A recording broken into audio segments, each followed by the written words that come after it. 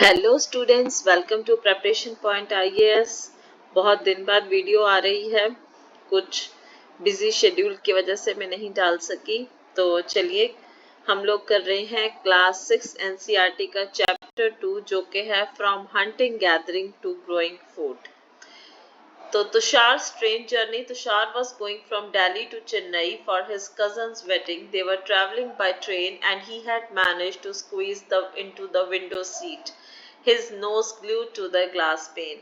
As he watched trees and houses fly past, his uncle tapped his shoulder and said, "Do you know that the trains were used about 150 years ago and that people began using buses a few decades later?" Tushar wondered, when people couldn't travel quickly from one place to another, did they spend their entire lives wherever they were born? Not quite. तो इसमें एक छोटी सी introduction दी है, एक character दिखाया है तुषार, जो कि दिल्ली से चेन्नई जा रहा है अपने कज़न की वेडिंग के लिए, और वो ट्रेन से जा रहा है और वो विंडो सीट से अपने नाक को ऐसे एकदम से ग्लास पेन के साथ लगा के ग्लू करके वो बाहर वाले ट्रीज और हाउसेस देख रहा है, जो कि उसको लग रहा है कि वो पीछे भागे जा रहे हैं। तो उसका जो अंकल है उसके शोल्डर को टैप करके बोलता है, क्या तुम्हें पता है कि जो ट्रेन्स हैं वो कम से कम 150 साल पहले शुरू की गई थी, और उससे कुछ कुछ डेकेड्स बाद, एक डेकेड होता है 10 साल का, तो कुछ डेकेड्स बाद बसेस शुरू हुई। तो तुषार ने सोचा कि क्या फिर उस टाइम पे जो, तो ऐसे तो कोई साधन थे नहीं जल्दी जाने के इधर उधर, तो लोग क्या सारी जिंदगी अपनी एक ही जगह पे गुजारते थे? नहीं, ये तो हमें पता ही है। ठीक है, ट्रैवलिंग तो हमेशा से होती आई है। अगर नहीं भी था कुछ तो लोग ऑन फुट ट्रैवल करते थे। The earliest people, why were they on move? We know about people who lived in the subcontinent as early as 2 million years ago. Today we describe them as hunter-gatherers. The name comes from the way in which they got their food. Generally, they hunted wild animals, caught fish and birds, gathered fruits, roots, nuts, seeds, leaves, stalks and eggs. तो हमें पता है ऐसे लोगों का जो कि Indian सब कॉन्टिनेंट में कम से कम 2 मिलियन ईयर्स पहले रहते थे, जिनको हम लोग हंटर गैदरर्स बोलते थे।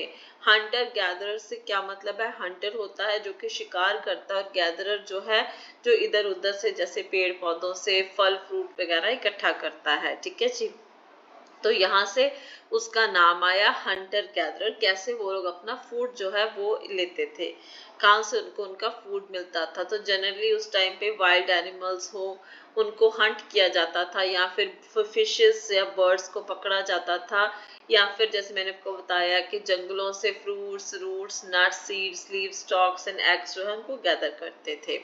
Hunter gatherers moved from place to place and there are many reasons for this. अब ये जो hunter gatherers है वो एक जगह पे नहीं रुकते थे, वो place to place जाते रहते थे, और इसके बहुत सारे कारण थे।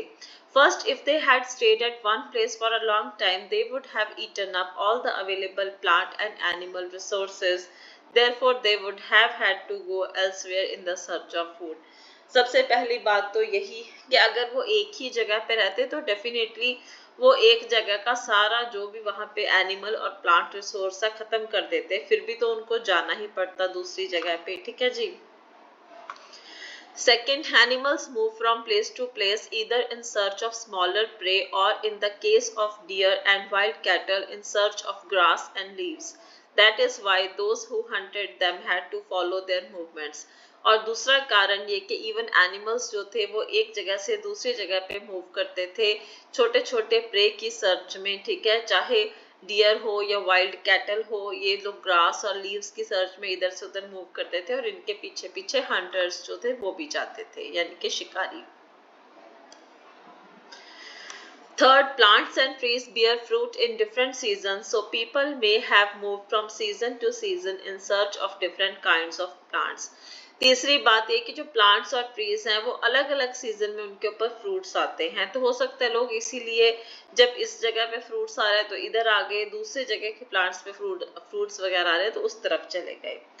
Fourth, people, plants and animals need water to survive. Water is found in lakes, streams, and rivers. While many rivers and lakes are perennial with water throughout the year, others are seasonal. People living on their banks would have had to go in search of water during the dry seasons, like winter and summer. और चौथी बात ये कि चाहे इंसान हो, plants हो या एनिमल्स हो, सभी को सरवाइव करने के लिए पानी चाहिए। पानी मिलता है लेक्स में, स्ट्रीम्स में, रिवर्स में, ठीक है।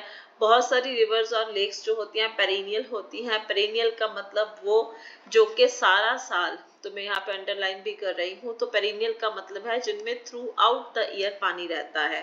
अदर्स कुछ सीजनल भी हो सकती हैं जिनमें सारा साल पानी नहीं रहता। तो जो लोग उनके बैंक्स पे रहते थे, किनारों पे रहते थे, तो उनको वाटर ढूंढने के लिए जैसे ड्राई सीजन के टाइम पे दूसरी जगह पे जाना पड़ता था। How do we know about these people? अब हमें ऐसे लोगों के बारे में कैसे पता है? Archaeologists have found some of the things hunter-gatherers made and used.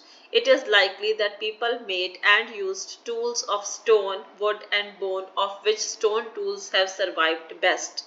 तो आर्कियोलॉजिस्ट ने कुछ जो है ऐसी चीजें ढूंढी है जो कि हंटर गैदरर्स ने बनाई थी और उनको यूज करते थे, और ये बहुत लाइकली है कि लोग जो है वो बनाते थे और यूज करते थे टूल्स, स्टोन के टूल्स, ठीक है, पत्थर से बनाए हुए या वुड से बनाए हुए या बोन से बनाए हुए, ठीक है जी। और स्टोन, वुड और बोन में से सबसे ज्यादा अच्छे से सरवाइव करते थे stone tools. Some of these stone tools were used to cut meat and bone, scrape bark from trees, and hide animal skins, chop fruits and roots. Some may have been attached to handles of bone or wood to make spears and arrows for hunting. Other tools were used to chop wood, which was used as firewood. Wood was also used to make huts and tools. तो ये जो stone tools थे उनको use किया जाता था meet को या बोन को कट करने के लिए, या फिर ट्रीज से बार्क को स्क्रैप करने के लिए, या फिर एनिमल स्किन्स जो है, ठीक है ना, एनिमल की स्किन उतारने के लिए जिसको हम हाइड बोलते हैं, या फ्रूट्स को चॉप करने के लिए, या रूट्स को नीचे से निकालने के लिए, ठीक है जी। और हो सकता है उनको हैंडल के साथ भी अटैच किया जाए किसी बोन के या वुड के, to make spears and arrows for hunting. और दूसरे टूल्स जो थे वो यूज किए जाते थे वुड को चॉप करने के लिए, जिसको कि फायरवुड के तौर पे यूज किया जाता था, यानी कि जो आग लगाने के लिए लकड़ी होती है। वुड से हट्स भी बनती थी और टूल्स भी बनते थे। स्टोन टूल्स में also have been used, like left में देखिए, digging the ground to collect edible roots, ठीक है, ग्राउंड को डिग करना ताकि जो रूट्स खा सकते हैं। जैसे आज भी बहुत सारी ऐसी सब्जियां हैं जैसे मूली है, गाजर है, जो आप नीचे से निकाल के खाते हो, ठीक है, तो ऐसे ये एडिबल रूट्स हैं। और दूसरा है stitching clothes made of animal skin, और ऐसे क्लोथ्स को स्टिच करने के लिए भी स्टोन टूल्स यूज होते थे, जैसे कि एनिमल स्किन, उस टाइम पे क्लोथ की जगह तो यही यूज होती थी, ठीक है जी। Look at map 2 below. All the places marked with red triangles are sites from which archaeologists have found evidence of hunter-gatherers. Hunter-gatherers lived in many more places, only some are shown on the map. Many sites were located near sources of water such as rivers and lakes. तो ये हमारे पास map 2 है जिसमें के कुछ red triangle से sites जो है मार्क की गई हैं जहाँ पे हंटर गैदरर्स के होने के एविडेंसेस मिले हैं। लेकिन ये भी है कि सिर्फ यहीं पे नहीं, और भी बहुत सारी जगह पे हंटर गैदरर्स रहते थे, कुछ ही जगह उसमें से मैप पे दिखाई गई हैं, ठीक है जी। और तकरीबन ये जो साइट्स थी वो वाटर के नजदीक होती थी, जैसे किसी रिवर के या लेक के। तो ये देखिए, जैसे ये है रेड ट्रायंगल, ठीक है, तो यहाँ पे कि एक रिवर है, तो यहाँ पे जैसे नर्मदा रिवर है उसके साथ ही रेड ट्रायंगल शो हो रहा है, ठीक है। और यहाँ पे देख सकते हैं आप कृष्णा नदी, यहाँ देखिए कृष्णा नदी की ट्रिब्यूटरी है उसके आसपास दोनों तरफ, okay.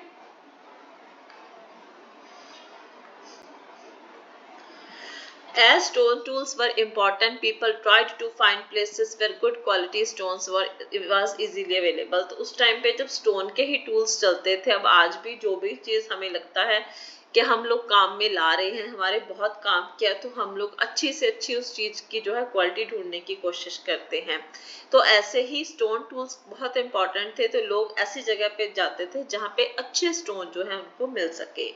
Bhimbetka in present day Madhya Pradesh. This is an old site with caves and rock shelters. People chose these natural caves because they provided shelter from the rain, heat and wind. These rock shelters are close to Narmada Valley. Can you think of why people chose to live here? ठीक है जी, अब जैसे हमने यहाँ पे देख सकते हैं आप इस मैप में, यहाँ पे हमने ये भिमबेटका देखा है, ठीक है, दिस इज भिमबेटका। ओके जी, तो भिमबेटका जो आज के मध्य प्रदेश में है, ये एक ओल्ड साइट है जिसमें कि बहुत सारे केव्स और रॉक शेल्टर्स हैं। अब लोग इस जगह पे क्यों रहते थे? क्योंकि यहाँ पे नेचुरल केव्स थी, तो केव्स मतलब गुफा, तो उस गुफा में वो लोग, उनको शेल्टर देती थी वो गुफा, उनको रेन से, हीट से और विंड से बचाती थी, ठीक है जी। और ये नर्मदा वैली के पास थी, तो उनको अच्छे से पानी वगैरह मिल जाता था। Rock paintings and what they tell us. A painting from a rock shelter describes the painting. Many of the caves in which these early people lived have paintings on the walls. Some of the best examples are from Madhya Pradesh and southern Uttar Pradesh. These paintings show wild animals drawn with great accuracy and skill. अब बहुत सारी जो caves हैं जिनमें ये early भी लोग रहते थे, उनके में क्या है, उनकी वॉल्स के ऊपर पेंटिंग्स बनी हुई हैं, ठीक है। कुछ बहुत अच्छी एग्जांपल है मध्य प्रदेश की और सदर्न यूपी की। ये जो पेंटिंग्स हैं ये वाइल्ड एनिमल्स शो करती हैं, जो कि बहुत एक्यूरेसी से ड्रॉन किए, बहुत अच्छे स्किल से। तो ये एक पेंटिंग यहाँ पे दिखाई गई है, यू कैन सी। ये देखिए, ये रॉक शेल्टर्स हैं, देखो, ठीक है, तो इनके अंदर लोग जो है रहते थे। अब साइट्स का क्या मतलब है? Sites are places where the remains of things, tools, pots, buildings, etc. were found. These were made, used and left behind by people. These may be found on the surface of the earth, buried under the earth or sometimes even underwater. You will learn more about different sites in later chapters. ठीक है, site क्या होती है? कोई ऐसी चीज हो, कोई जगह होती है, सॉरी, जहाँ पे हमें चीजों के रिमेन्स मिलते हैं। अब वो चीज कोई टूल भी हो सकता है, कोई पॉट हो सकता है, कोई बिल्डिंग हो सकता है, ठीक है। ये इनको बनाया जाता था, यूज किया जाता था और ये पीछे जो है छूट जाती थी, लोग इनको पीछे छोड़ जाते थे। और ये हमें अर्थ के सरफेस पे भी मिल सकता है और अर्थ के नीचे से भी मिल सकता है, कई बार वाटर के नीचे भी मिलते हैं। Finding about fire. Find the Kurnool caves on map 2. Traces of ash have been found here. This suggests that people were familiar with the use of fire. Fire could have been used for many things, as a source of light, to roast meat and to scare away animals. What do we use fire for today? तो अगर आप इसमें कुरनूल जो है caves देखो, यहाँ पे देखिए हमारा जो मैप है, ये रही कुरनूल केव्स, ठीक है जी। ये कुरनूल केव्स हैं हमारे पास। तो यहाँ पे ऐश, यानी कि जिसको हम पंजाबी में बोलते हैं स्वा, ठीक है ना, तो ऐश के ट्रेसेस मिले हैं, ठीक है जी। तो अब हिंदी में इसको एग्जैक्टली हम ऐश ही बोलते हैं, हिंदी में क्या बोलते हैं, सॉरी मेरे को इसका एग्जैक्ट नाम नहीं पता, ठीक है। तो मतलब कोई भी चीज जब जलती है, जो पीछे वो पाउडरी मटेरियल रह जाता है, that is called ash.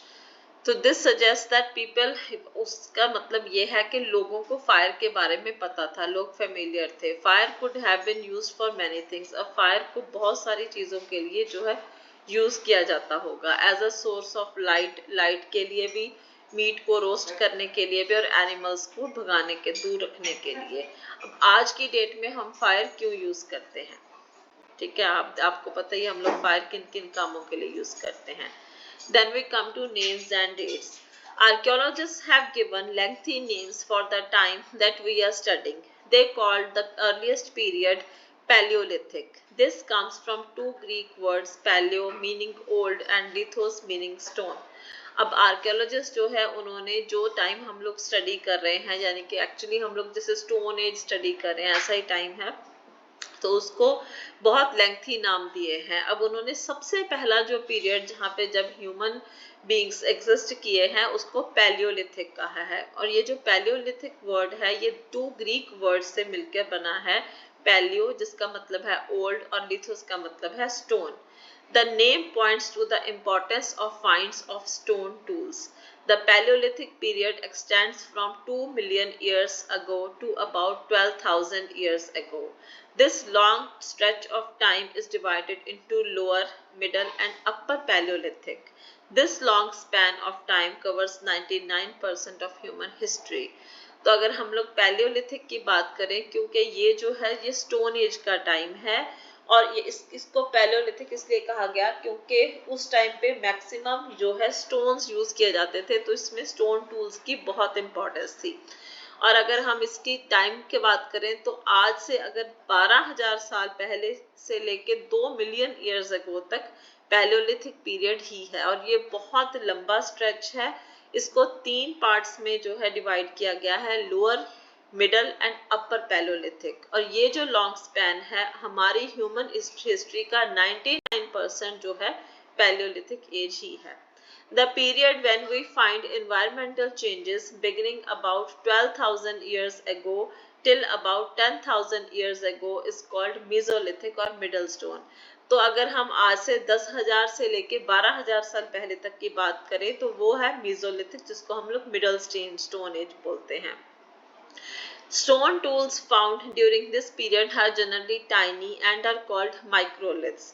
Microliths were probably stuck onto handles of bone or wood to make such tools such as saws and sickles. At the same time, older varieties of tools continued to be in use.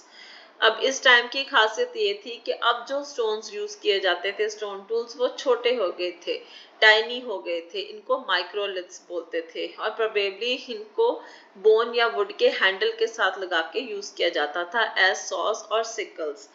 और इस time पे older varieties भी use हो रही थी, लेकिन ये भी जो है यूज में आ गए थे। The next stage from about 10,000 years ago is known as Neolithic. What do you think the term Neolithic means? Neolithic का मतलब है नया, ठीक है। Mesolithic के बाद जो बाकी का बचा वो आ गया Neolithic. We have also mentioned the names of some places. You will find the names of many more places in later chapters. Very often we use present day names of the places where people lived in the past because we do not know what they called them. अब इसमें तो कुछ ही places का पता चला। अब जैसे जैसे आप बुक को आगे पढ़ोगे आपको बहुत सारे जो है नेम्स पता लगेंगे, लेकिन हाँ ये भी है कि मैक्सिमम जो टाइम है उसमें हम लोग जो आज के नाम यूज हो रहे हैं जगह के वो यूज किए जाएंगे इस बुक में भी, क्योंकि हमें नहीं पता कि उन समय पे लोग जो है उस एरिया को क्या कहते थे। A changing environment. Around 12,000 years ago, there were major changes in the climate of the world, with a shift to relatively warm conditions. In many areas, this led to the development of grasslands. This in turn led to an increase in the number of deer, antelope, goat, sheep, and cattle, that is, animals that survived on grass. आज से 12,000 साल पहले एक major change आया environment में, हमारे climate में, जिससे कि मतलब बेसिकली कोल्ड से वार्म कंडीशन आई, और इसकी वजह से क्या हुआ, ग्रासलैंड्स डेवलप हुए, और ग्रासलैंड्स के डेवलप होते हुए ही तो क्या हुआ कि नंबर जो था डियर का, एंटीलोप, गोट, शीप और कैटल, ये जो जानवर थे इनका नंबर इंक्रीज हुआ क्योंकि ये सरवाइव करते थे ग्रास पे। Those who hunted these animals now followed them, learning about their food habits and their breeding seasons. It is likely that this helped people to start thinking about herding and rearing these animals themselves. Fishing also became important. अब जो hunters थे जो इन animals को खाते थे, अब उन्हें धीरे धीरे पता लगा कि हाँ ये एनिमल्स तो ग्रास खाते हैं, इसलिए ग्रास लैंड में मिलेंगे, और ये वाले इनके ब्रीडिंग सीजन्स हैं। और यहीं से शुरू हुआ, उन्होंने सोचा कि अब हम लोग इनके पीछे भागते हैं तो क्यों ना हम इनको पालतू बना लें, इनको हर्ड्स रख लें, इनको रियर करें। और फिशिंग भी इस टाइम पे एक इम्पॉर्टेंट जो है वो बन गया था। फिशिंग जो अपने आप में एक इम्पॉर्टेंट ऑक्यूपेशन बन गया था। The beginning of farming and herding. This was also a time when several grain-bearing grasses, including wheat, barley, and rice, grew naturally in different parts of the subcontinent. Men, women, and children probably collected these grains as food and learned where they grew and when they ripened. This may have led them to think about growing plants on their own. In this way people became farmers. अब यही time था जब लोगों को ऐसी grasses का पता चला जिनके अंदर कुछ ग्रेन्स थे जिसको वो खा सकते थे। ग्रेन्स थे वो व्हीट, बार्ले या राइस, जो कि नेचुरली ग्रो हो रहे थे सब कॉन्टिनेंट में। अब आदमी थे, औरत थे, चिल्ड्रन थे, वो क्या करते थे, इन ग्रेन्स को इकट्ठा करते थे और इनको फूड के तौर पे यूज करते थे। तब उनको लगा कि हम लोग जाके इकट्ठा करते हैं, क्यों ना हम लोग इनको खुद उगाएं। तो यहाँ से आया farming. People could also attract and then tame animals by leaving food for them near their shelters.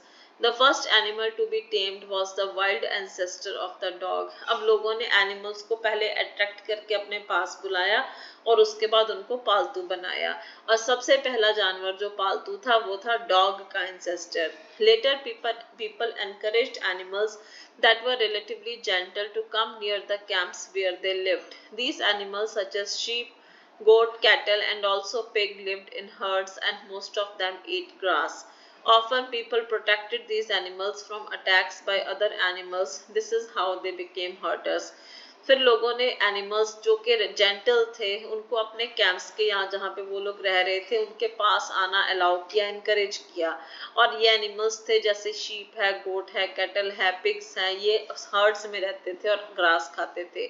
और लोगों ने इनको जो वाइल्ड एनिमल्स दूसरे जो कार्निवोरस थे उनसे बचाना शुरू किया और धीरे धीरे क्या इनको पालतू बनाया और ये लोग बन गए herders. Can you think of any reasons why the dog was perhaps first animal to be tamed? क्यों डॉग ही सबसे पहला एनिमल था टेम होने के लिए? Domestication is the name given to the process in which people grow plants and look after animals. Very often plants and animals that are tended by people become different from wild plants and animals. Domestication क्या है? Domestication नाम दिया गया उस process को जिसमें के लोग अपने जो प्लांट्स ग्रो करते हैं और एनिमल्स को लुक आफ्टर करते हैं। और वेरी ऑफन जो प्लांट्स और एनिमल्स टेंडेड बाय पीपल, जो खुद लोग जिनको संभालते हैं वो अलग हो जाते हैं वाइल्ड प्लांट्स और एनिमल्स से। This is because people select plants and animals for domestication, क्योंकि डोमेस्टिकेशन के लिए हम लोग स्पेशली सिलेक्ट करते हैं, हर चीज को हम लोग डोमेस्टिकेट नहीं करते। For example they select those plants and animals that are not prone to disease. सबसे पहले तो उन प्लांट्स और एनिमल्स को चुना जाता है जो कि जिनको डिजीज कम लगती है। They also select plants that yield a large size grain and have strong stalks capable of bearing the weight of the ripe grain. फिर वो ऐसे प्लांट्स को सिलेक्ट करते हैं जिनका ग्रेन का साइज बड़ा हो, उनके स्टॉक्स जो हैं वो स्ट्रॉन्ग हो, और जब वो ग्रेन राइप हो जाए वो उसको वेट को बियर कर सके, ताकि उसको जब हमें ग्रेन की जरूरत हो हम प्लांट से ले सकें, ये ना वो नीचे गिर के वो खराब हो जाए। Seeds from selected plants are preserved and sown to ensure that new plants and seeds will have the same qualities. कुछ सिलेक्टेड प्लांट से जो सीड है उनको प्रिजर्व करके रखा जाता है ताकि ये इंश्योर हो सके कि जो हमने क्वालिटी सोची है अगली बार हम लोग उसको उगा सकेंगे और वो प्लांट हमें मिलेंगे। Amongst animals, those that are relatively gentle are selected for breeding. अब एनिमल्स में क्या है, जो जेंटल होते हैं उनकी ब्रीडिंग की जाती है। As a result, gradually domesticated animals and plants become different from wild animals and plants. अब फिर इसके कारण क्या हुआ कि जो domesticated थे वो wild से अलग होते गए। ठीक है जी। For example, the teeth and horns of wild animals are usually much larger than those of domesticated animals. अब आपको पता है कि हम अपने शरीर के जिस हिस्से को ज्यादा यूज नहीं करते ऑटोमेटिकली उसमें चेंजेस आते जाते हैं। ठीक है, उसकी अडेप्टेबिलिटी जो है अलग तरीके से होती है, और यही कारण है कि जो डोमेस्टिकेटेड एनिमल्स थे उनके टीथ और हॉर्न्स जो थे वो छोटे थे, यानी कि वाइल्ड के बड़े थे, क्योंकि उनका जो था उनका खाना पीना हर चीज अलग थी, उनको तो जो मिला खा लिया। डोमेस्टिकेटेड को तो प्रॉपर दिया जाता है खाना। ठीक है ना। Look at these two sets of teeth. Which do you think belongs to wild pig and to a domesticated one? अब ये डेफिनेटली वाइल्ड पिग का है, ठीक है जी, और ये किसका है, डोमेस्टिकेटेड का, जबकि दोनों ही पिग के टीथ हैं। Domestication was a gradual process that took place in many parts of the world. It began about 12,000 years ago. Virtually all the plants and animals produced that we use as food today as a result of domestication. Some of the earliest plants to be domesticated were wheat and barley. The earliest domesticated animals include sheep and goat. तो domestication एक gradual process थी जो कि दुनिया के बहुत सारे हिस्सों में आई। 12,000 साल पहले ये शुरू हुई। और वर्चुअली बात करें, सारे एनिमल्स और जो प्लांट्स हैं जिनको हम लोग आज यूज कर रहे हैं एज फूड, वो डोमेस्टिकेट किए गए थे उस टाइम पे। कुछ जो अर्लीस्ट प्लांट्स जो डोमेस्टिकेट किए गए थे उसमें वीट और बार्ले आता है। तो अगर आपको कोई पूछे कि अर्लीस्ट कौन से थे, wheat and barley. The earliest domesticated animals की बात करें तो शीप एंड गोट। ठीक है जी। The new way of life. If you plant a seed, you will notice that it takes some time to grow.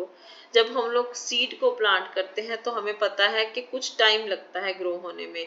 This may be for several days, weeks, months and in some cases years. उसको कुछ दिन भी लग सकते हैं, week, month या कई बार साल भी लग जाते हैं। When people began growing plants, it meant that they had to stay in the same place for a long time, looking after the plants, watering, weeding, driving away animals and birds till the grain ripened, and then the grain had to be used carefully. अब जब लोगों ने plants उगाने शुरू किए तो definitely उनको पता था कि हम लोग यहीं पे रहेंगे, इन्हीं प्लांट्स का ख्याल रखेंगे, इनको पानी देंगे, वीडिंग करेंगे, एनिमल्स और बर्ड्स को इनसे दूर रखेंगे जब तक इनके ग्रेन्स राइपन ना हो जाए, और फिर ग्रेन्स को केयरफुली जो है यूज किया जाएगा। As grain had to be stored for both food and seed, people had to think of ways of storing it. अब जो grain था वो food के तौर पे भी यूज हो सकता था and seed के तौर पे भी यूज हो सकता था। ठीक है, तो लोगों ने अलग अलग तरीके सोचे इसको स्टोर करने के। In many areas they began making large clay pots or wove baskets or dug pits onto the ground. तो बहुत सारे एरिया में उन्होंने लार्ज क्ले पॉट्स बनाने शुरू किए या फिर बास्केट्स या फिर ग्राउंड में पिट्स, गड्ढे कर दिए। Do you think Hunter gatherers would have made and used pots? अब क्या आपको लगता है कि हंटर गैदरर्स ने पॉट्स बनाए होंगे? ठीक है जी। Give reasons for your answer, तो आप ये सोचना इसके बारे में। ठीक है, उसके बाद आ गया rearing animals. Animals multiply naturally. Besides, if they are looked after carefully, they provide milk, which is an important source of food, and meat whenever required. In other words, animals that are reared can be used as a store of food. अब हमें पता है कि animals जो हैं वो naturally multiply होते हैं। अगर आप अच्छे से उनका ध्यान रखते हो तो आपको दूध प्रोवाइड करते हैं जो कि एक इम्पॉर्टेंट सोर्स है फूड का, और जो जब भी चाहिए मीट तो है ही है। ठीक है ना, तो दूसरे शब्दों में कहें तो एनिमल्स जो हैं उनको वो एक स्टोर और फूड के तौर पे वो रियल होते हैं। वैसे तो ये वीडियो जो है बहुत ज़्यादा लंबा हो रहा है, लेकिन मैं कोशिश करती हूँ इसको ख़त्म करने की। थोड़ा सा ही इसमें रह गया है। ठीक है, ओके जी। Apart from food, what are other things that could have been obtained from animals? What are animals used for today? तो इसके अलावा एनिमल से और आपको क्या चीज़ें मिलती हैं? जैसे हम लोग को शीप से ऊन मिलती है, तो ये सारी चीज़ें आप सोच सकते हो। और आज की डेट में एनिमल्स को हम लोग क्यों यूज़ करते हैं, तो आप लोग ये जो है बताओगे। Finding out about first farmers and herders. Turn to map 2. You will notice a number of blue squares. Each marks a site from where archaeologists have found evidence of early farmers and herders. These are found all over the subcontinent. Some of the most important ones are in northwest, in present-day Kashmir, and in east and south India. तो हम लोग back जा रहे हैं अपने map पे। तो ये रहा हमारा मैप, और यहाँ पे हम लोग कुछ जो है ब्लू स्क्वायर्स देख रहे हैं। These are blue squares.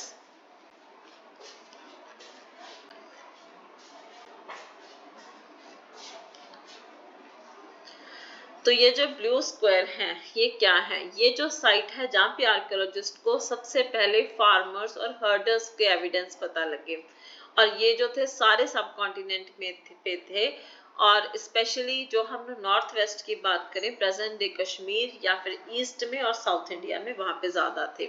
To find out whether these sites were settlements of farmers and herders, scientists study evidence of plants and animal bones. अब ये देखने के लिए कि क्या यहाँ फार्मर्स थे या फिर हर्डर्स थे, तो वहाँ पे प्लांट्स और एनिमल बोन्स जो है उनको स्टडी किया जाता है. One of the most exciting finds includes remains of burnt grain. Grain, जले हुए ग्रेन के रिमेन्स बहुत एक्साइटिंग एक फाइंडिंग थी. दिस में हैव बीन बर्न्ट एक्सीडेंटली और ऑन पर्पस, या तो एक्सीडेंटली जल गए या किसी कारण के वजह से जल गए. Scientists can identify these grains, and so we know that a number of crops were grown in different parts of subcontinent. They can also identify the bones of animals. अब जब हमें ग्रेन की जो है ऐश मिली तो वहां से पता चला कि ये कौन सा ग्रेन था. इसका मतलब ये जो थे यहाँ पे उगाए जाते थे, और इसी तरह से डिफरेंट एनिमल्स की बोन्स को भी आइडेंटिफाई किया गया. Towards a settled life, archaeologists have found traces of huts or houses at some sites. For instance, in Burza home in present-day Kashmir, people built pit houses which were dug into the ground with steps leading into them. These may have provided shelter in cold weather. Archaeologists have also found cooking hearths both inside and outside the huts, which suggests that depending on the weather, people could cook food either indoors or outdoors. अब जो archaeologist हैं उनको huts के और houses के traces भी मिले हैं कुछ जगह पे. जैसे कश्मीर में बुर्जा होम जो जगह है वहाँ पे पिट हाउसेस जो कि ग्राउंड में खोद के बनाए हुए थे, और उनमें क्या थे, सीढ़ियां बनी हुई थी जो कि नीचे तक जाती थी. और ये क्यों थे, कुछ कोल्ड वेदर से बचाते थे. और जो आर्कियोलॉजिस्ट को ये भी मिला है कि इन हट्स के अंदर भी कुकिंग होती थी और बाहर भी, डिपेंडिंग अपॉन वेदर शायद वो लोग कुक करते होंगे अंदर या बाहर. Stone tools have been found from many sites as well. Many of these are different from earlier Paleolithic tools, and that is why they are called Neolithic. Stone tools भी मिले हैं लेकिन वो Paleolithic से अलग है, इसीलिए उनको Neolithic कहा गया. These include tools that were polished to give a fine cutting edge, and mortars and pestles used for grinding grain and other plant produce. अब इनको तो बहुत अच्छे से पॉलिश किया गया, इनके एज फाइनली कट किए गए, और मोटर्स और पैसल्स को यूज किया जाता था, जिसका पूंडी सोटा वगैरह बोल सकते हो पंजाबी या हिंदी में, तो उन ग्रेन को ग्राइंड करने के लिए या प्लांट प्रोड्यूस को. Mortars and pestles are used for grinding grain even today, आज भी हम लोग यूज करते हैं several thousand years later. ठीक है.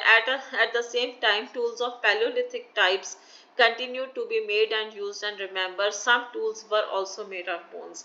अब Paleolithic के भी कुछ tools हम लोग आज भी यूज करते हैं, और लेकिन ये भी हमें याद रखने की जरूरत है कि बोन्स से भी बने होते थे ये tools. Many kinds of earthen pots have also been found. बहुत सारे मिट्टी के बर्तन भी मिले हैं. These were sometimes decorated and were used for storing things. कई बार इनको डेकोरेट किया जाता था चीजों को स्टोर करने के लिए. People began using pots for cooking food, especially grains like rice, wheat, and lentils that now became an important part of the diet. Besides, they began weaving cloth using different kinds of materials, for example, cotton that could now be grown. अब बहुत सारे जो जैसे मैंने कहा कि मिट्टी के बर्तन मिले, उनको डेकोरेट किया जाता था स्टोर करने के लिए. लोगों ने इसमें फूड कुक करके रखना शुरू किया, जैसे कि ग्रेन्स, राइस है, व्हीट है, लेंटिल्स है, जो कि बहुत इंपॉर्टेंट बन चुके थे इस टाइम पे. इस टाइम तक आके डाइट के एक हिस्सा बन चुके थे. क्लोथ को बनाना शुरू किया, कपड़ा वीव करना शुरू किया. ठीक है. Different kinds of material use करके, जैसे कि कॉटन. ठीक है. और इस टाइम तक कॉटन भी आ चुकी थी, ग्रो होती थी. Did things change everywhere and all at once? Not quite. In many areas, men and women still continued to hunt and gather food, and elsewhere people adopted farming and herding slowly over several thousand years. ऐसा नहीं है कि ये सारा change हर जगह पे एकदम से आया. बहुत सारी जगह ऐसी थी जहाँ पे लोग हंटर गैदरर थे, और कुछ जगह ऐसी थी जहाँ लोग फार्मर्स या हर्डर्स बन चुके थे.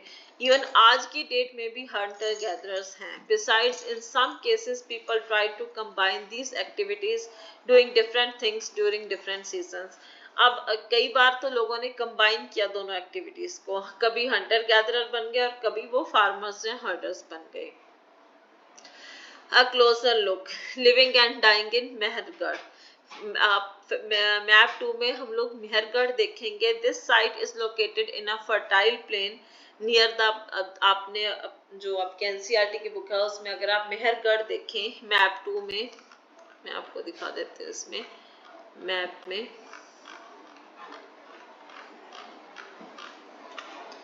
ये रहा मेहरगढ़।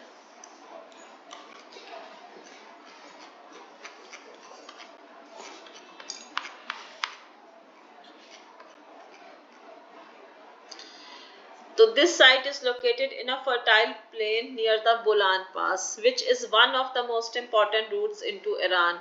ईरान में जाने का एक बहुत important route है बोलन पास, जिसमें के एक fertile plain पे ये जगह located है। Mehergarh was probably one of the places where people learned to grow barley and wheat and rear sheep and goats for the first time in this area. तो इस एरिया की बात करें तो चाहे वीट और बार्ले को ग्रो करना हो, चाहे शीप्स और गोट्स को रियर करना हो, सबसे पहले यहाँ पे जो है लोगों ने शुरू किया। It is one of the earliest villages that we know about. सबसे पहले विलेजेस में एक है Mehrgarh. At this site many animal bones were found. इस टाइम एनिमल की बहुत सारी bones मिली। Bones of wild animals such as deer and pig and also bones of sheep and goat were found. तो डियर की, पिग की, sheep की, goat की, इनकी बोन्स भी यहाँ पे मिली। Other finds at Mehrgarh includes remains of square और रेक्टेंगुलर हाउसेस। इवन स्क्वायर और रेक्टेंगुलर हाउसेस के रिमेन्स भी मिले हैं। Each house had 4 or more compartments, some of which may have been used for storage. ये जो है एग्जाम्पल यहाँ पे दी गई है। 4 जो है कंपार्टमेंट, 4 या 4 से ज्यादा होते थे जिनको शायद स्टोरेज के लिए भी यूज किया जाता था। So this is a house in Mehrgarh, that is this is what a house in Mehrgarh looked like. When people die, their relatives and friends generally pay respect to them. People look after them, perhaps in the belief that there is some form of life after death. Burial is one such arrangement. Several burial sites have been found at Mehergarh. In one instance, the dead person was buried with goats, which were probably meant to serve as food into the next world. अब लोग किसी की death हो जाती है तो उसके relative और फ्रेंड्स उसको रिस्पेक्ट देते हैं, क्योंकि लोगों का ये मानना है कि डेथ के बाद भी लाइफ है। तो यहाँ पे ब्यूरियल कैसी अरेंजमेंट है, और बहुत सारी ब्यूरियल के साइट्स मेहरगढ़ में भी मिली है। और एक तो ऐसी जगह मिली जहाँ पे बहुत सारी गोट्स को साथ बरी किया गया था ताकि उसको अगले जो है वर्ल्ड में खाने की कोई प्रॉब्लम ना हो। तो this is all about this chapter. यहाँ पे आपका ये लंबा वाला चैप्टर जो है वो कंप्लीट होता है। सो आपको मिलूंगी अब नेक्स्ट वीडियो में with the next chapter. Till then, thank you so much.